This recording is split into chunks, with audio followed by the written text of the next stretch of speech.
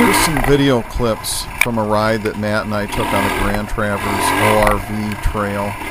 Some of the sections of this trail get pretty tight with the trees. This particular day was very hot and dry and dusty.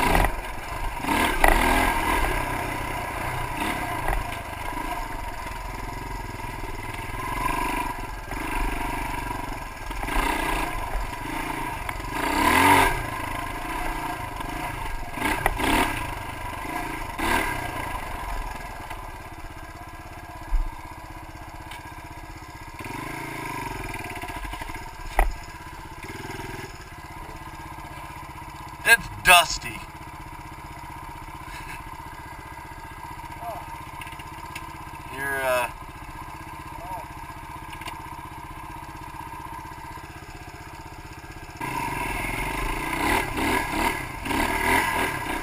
Unless you are a camel, you're going to want to take a camel pack or some sort of water supply with you on days when it's this hot and dry. You'd be surprised how much you can sweat when you're out working, riding through the woods.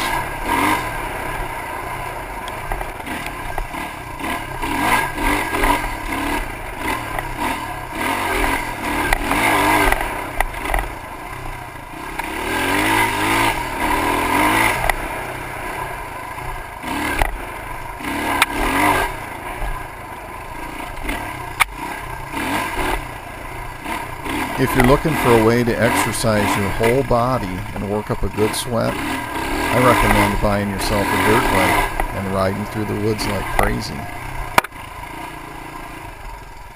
I can tell it exercises my whole body because when I get up the next day sometimes, it's hard for me to move anything. I slowed down a section of this video so that you can see how close the handlebars come to trees as you're going through the woods. They tend to bounce off them pretty good if you bump up against a tree, so we try to avoid that.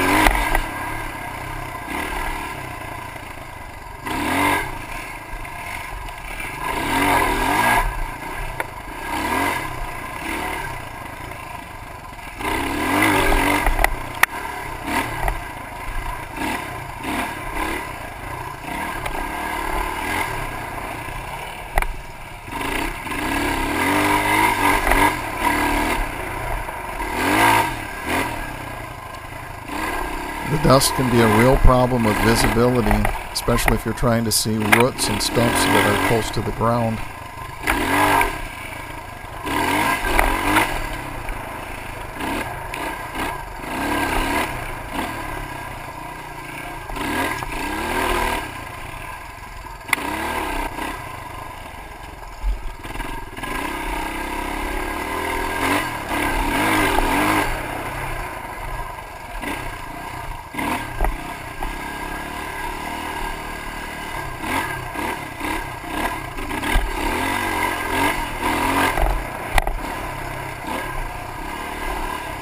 What? We get to that long bridge stop and we'll place this water.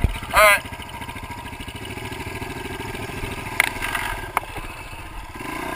When I wiped the camera lens off, you could kind of get an idea about how much dust and dirt is stuck on Matt's face. Even more on his face because he's sweating and working and there's all this dust. Kind of got to keep an eye out for fallen trees and that sort of thing on these trails. They're not always kept that clean.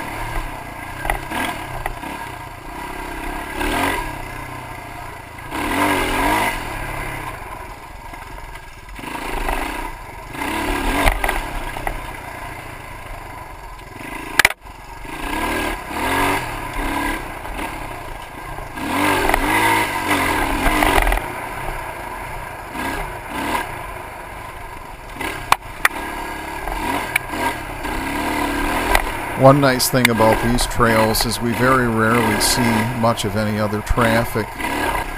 You do want to keep your eyes open because if somebody's coming from the other way, it is very hard to see them at any distance. So you need to be ready to pull over or get out of the way whenever it's needed.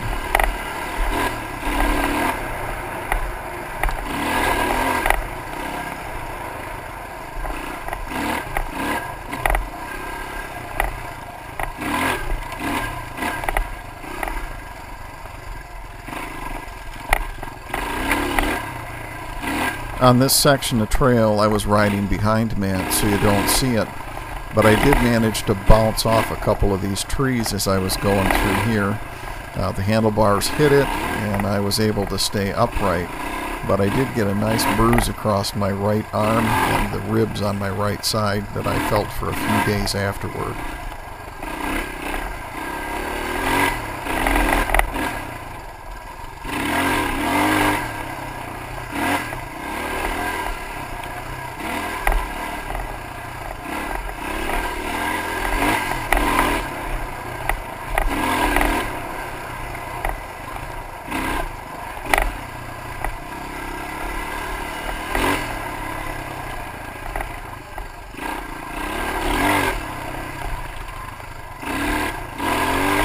There's more than one loop to this section of trails. We rode the outer loop starting from the parking area on Knight Road, and these trails also will connect to another set of loops that have a separate parking area on Supply Road.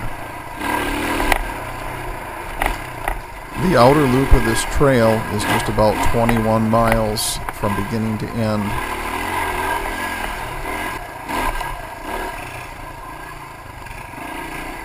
Some of the sections of this trail are very whooped out, and you really get a workout on your legs. Make you good and tired.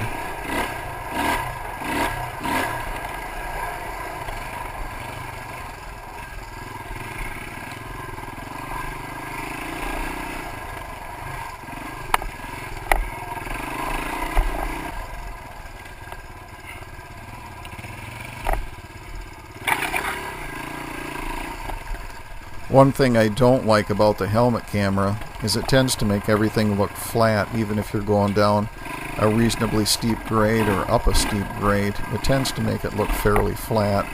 It's a little deceptive that way.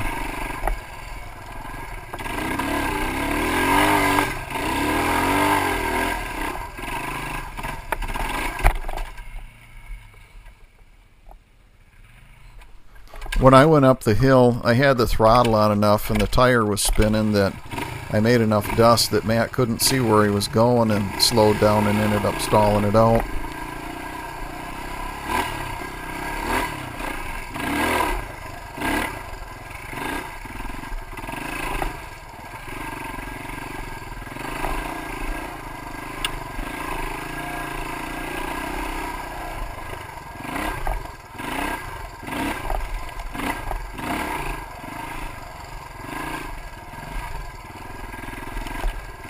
A few years ago, they rerouted part of this trail in a different spot, which was really too bad.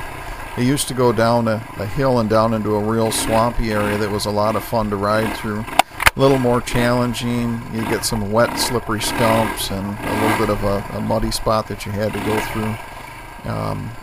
But I enjoyed it. I wish they would have left it the way it used to be.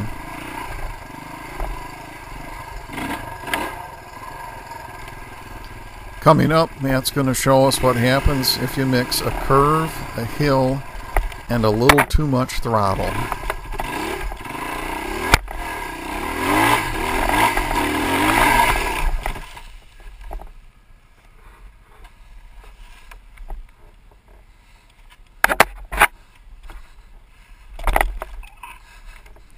Well, at least he didn't tip over, hit a tree, or wipe out.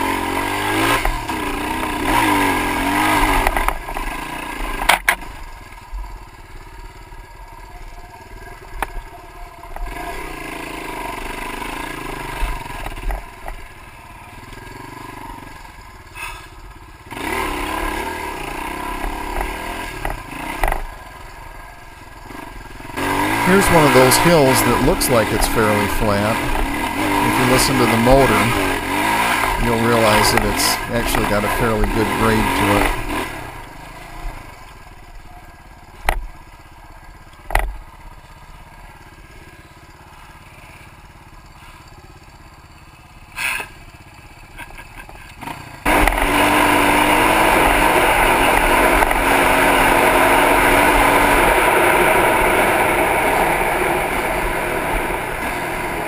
When I got home and hopped in the shower, the water that came off of me started out with kind of a brownish hue to it.